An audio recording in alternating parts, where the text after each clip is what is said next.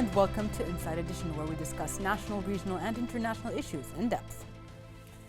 Held under the patronage of His Majesty King Hamad bin Isa Al Khalifa, Broadening the Tent, Freedom of Religion and Belief is a 3-day event that is organized by the Kingdom of Bahrain in cooperation with the European Union, with the aim of promoting humanitarian cooperation on the principles of pluralism and diversity to enhance respect for freedom of religion and beliefs at the regional and global levels.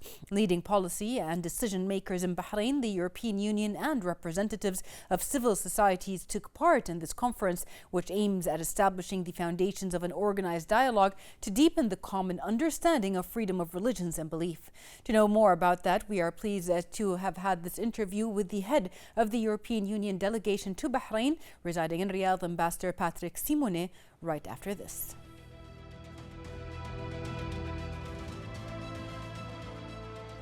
Thank you very much, Mr. Ambassador, for being with us. With us is Ambassador Patrick Simonet, who is the EU Ambassador to Bahrain. Thank you for giving us this interview and being part of this event. To start off my questions to you, the Broadening the Tent Freedom of Religion and Belief event actually aims at highlighting the importance of enhancing respect for freedom of religion and belief. From your point of view as an expert and also as being part of the ambassadorial diplomatic missions that look on these subjects, what can you tell us the importance of making such an event?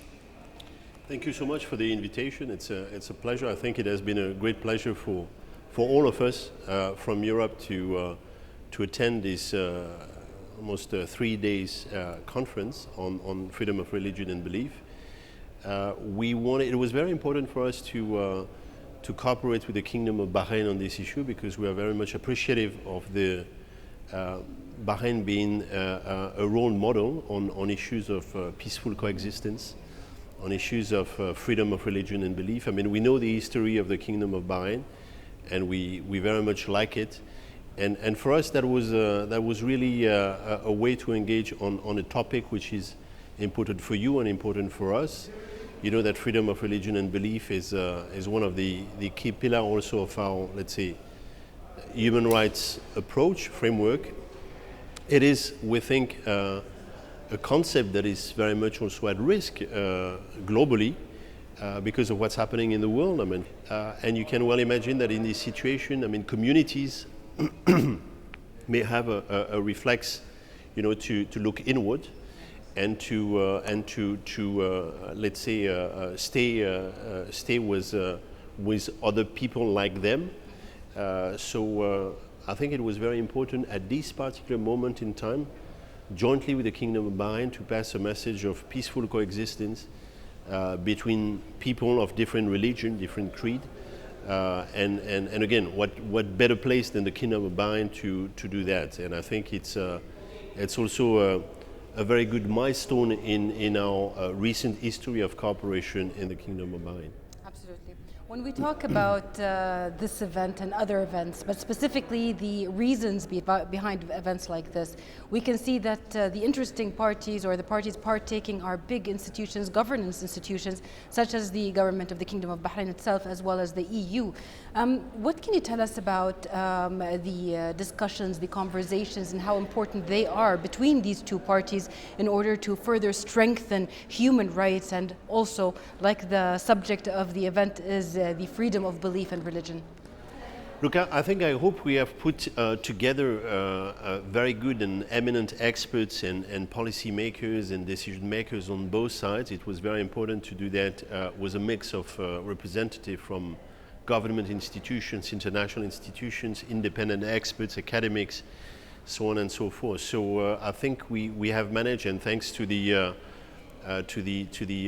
wonderful organization of This is Bahrain, with also our partner, the French embassy. You know that France is assuming the presidency of the Council of Europe.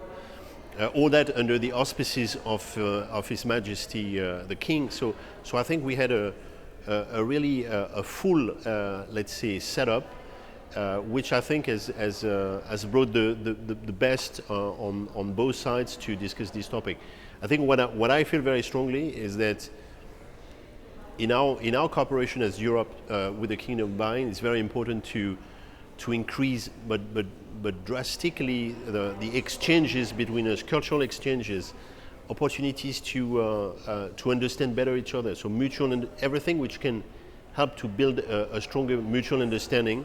We need to understand better this region, this country, its values, its belief, its history, as much as you need to understand us much better. And I think this month has been exceptional because we have had a film festival, we have had a recital of classical music that we organized with the French embassy. We have this beautiful conference. We'll have other activities next month about urban planning. So really, I think Europe is going to be here to be seen and to engage.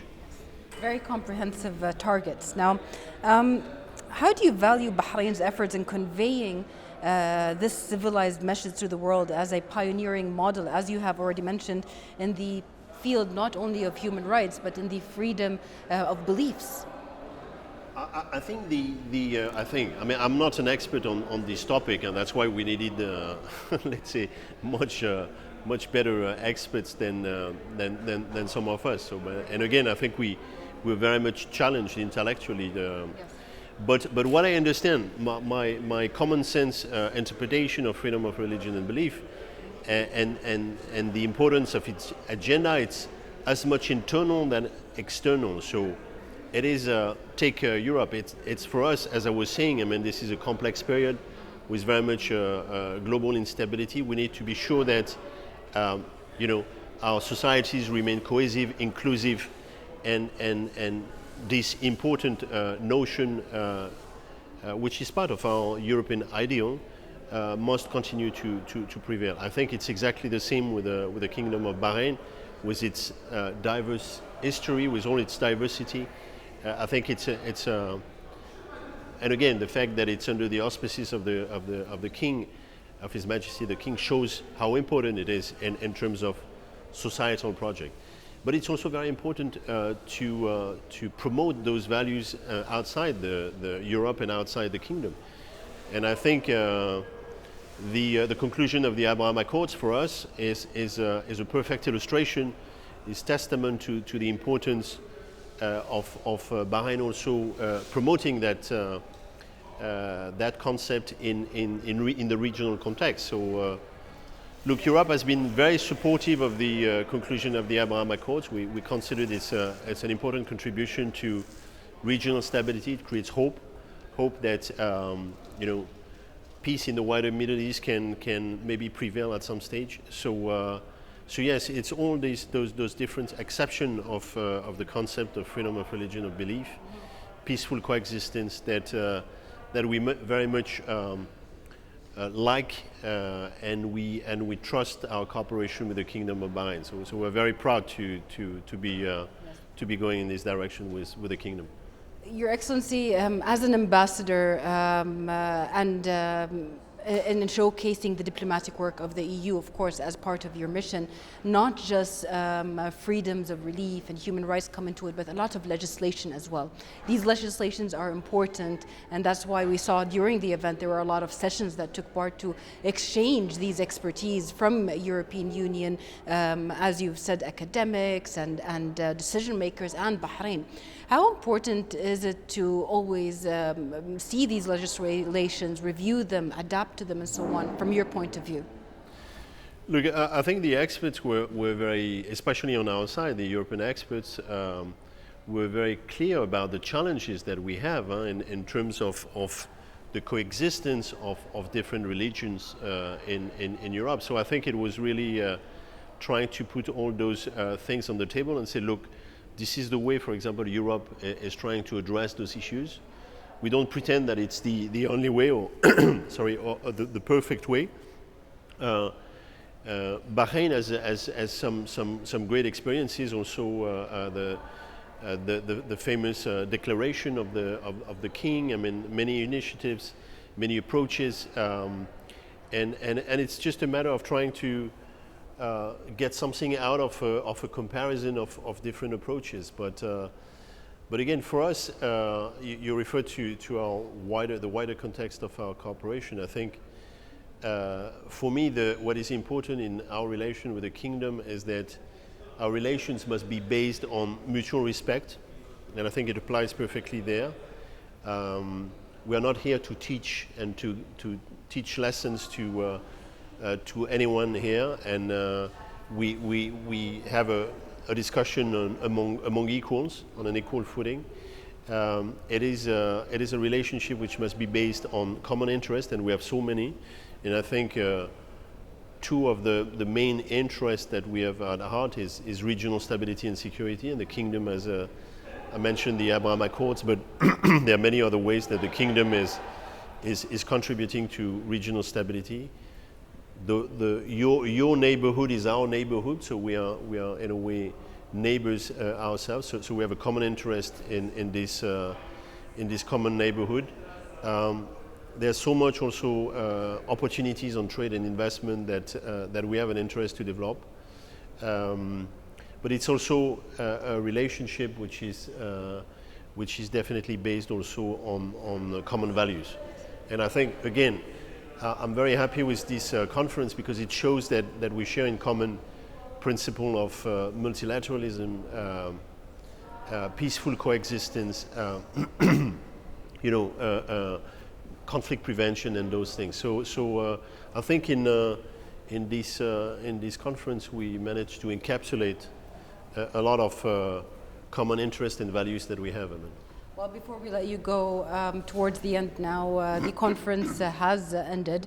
And the conclusions have also been said. The representative from your side and also from King Hamad Global Center for Peaceful Coexistence announced 4 main conclusion points that are really important to say, and we're happy to have. First off, that this conference will be an annual conference. The next one will be next year in March, hopefully. Also, they mentioned a very interesting and important part, which I want you to talk about, is including or involving the youth in the action of fixing the ideas, of spreading awareness and all that kind of stuff. The youth will be helped through special funds that will be put in place to promote the program. So what can you tell us about the importance of the youth to partake in events such as this? And from your point of view, these 4 outcomes that you have heard, how will they further the message and the work that we are trying to do, or that you're trying to do as the EU and Bahrain together? Thank you. Is that your last question? Or? Yes. So maybe I will expand a bit more the question. But yes, definitely youth is, frankly, you hear many more interesting things coming out of the brain of a young person that sometimes from an older one. So not only we should help them to express themselves, but we should definitely listen more to them. This year for Europe is the year of the youth, 2022. So it's an important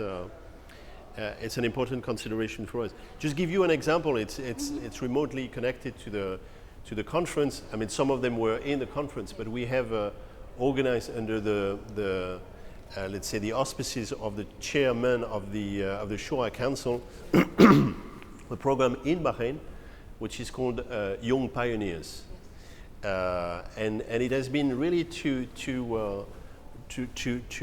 discuss with young people how they can get more involved in the matters of the society. So trying to really prepare them for future leadership responsibilities. Yes. And as far as I understood, and I met some of them, they were very much enchanted. So I think we have great prospects for, let's say, for working more, and as you say, maybe in future events, involving them much more into the preparation and the proceedings of the conference. Now, I just would like, if you allow me, to finish by saying that 2 weeks ago we have released an important foreign policy paper. We have one every year, so as EU, so it is of importance, and it was about the Gulf, and it is our new strategy for the Gulf. So it is called a strategic partnership with the Gulf, and when we say the Gulf, is the GCC and its member states. And it is strategic, so it shows the importance that the Gulf has acquired for us. We have long-standing relations, but we have come to the realization that we needed to step up our engagement. So now the Gulf has become this year a strategic partner, meaning the level of interaction at political level is going to be higher. We're going to work more on trade and investment, on redefining also our energy cooperation around renewable energy, giving even more importance to people-to-people contacts. I'm a very strong believer in more Bahraini students coming to Europe, through our scholarship system. So all those issues, and also giving much more importance to the security dimension. Again, we're coming back to the fact that this region is so important for us that we want to cooperate better on security matters. We're doing a lot here already, but there's more we can do on the basis of hopefully successful conclusion of the Iran nuclear deal, the JCPOA negotiations, being more involved in any matters that would be of interest for the Gulf. So this is a new page that is being turned. So everything that you have seen so far is going to take even more, let's say, importance in the future. Absolutely. Just on that point itself, and just to mention it and have your point on it, during your opening speech at the beginning of the conference, you actually talked about that specific thing, that the cooperation is not only within the context of the conference is part of the cooperation, exactly, not the other way around. So when we talk about the high-level cooperations you are talking about, these are as well not just the economic one, educational one, diplomatic one, everything on that context. And already King Hamad Global Center is an example by having the King Hamad chair at Sapienza University in Rome, and there will be further ones in the future. These kind of cooperations or these stances, they have to start from now, or they have already started, but now they will be more in the light or shed some light on. How important is it, or what is important for you on your agenda personally as an expert? Security, education, does it all come within the same field? Look, again, I think you said it. There's already an important basis from which to build, and I think if you ask me what is the most important, I think to build on what is working. I mean, so far very good. It's again people-to-people contacts. Energy, again, I think we have to redefine our relationship. Security is fundamental. And trade and investment is a big challenge, because we're already your second biggest trading partner and your first provider of foreign direct investment, but we can bring even more. And look, I had the honor of being received by His Royal Highness the Crown Prince Prime Minister, as well as His Highness Sheikh Nasser, and we had this discussion, and I felt very much encouraged by their reactions, and I think they are also very much interested in seeing our partnership going to the more strategic level. Yes, fully. So to the future. Thank you very much, Mr. Ambassador, for being with us and for taking some time. And we'd like to thank you, dear viewers, for watching us, and we'll see you next week in another episode of Inside Edition.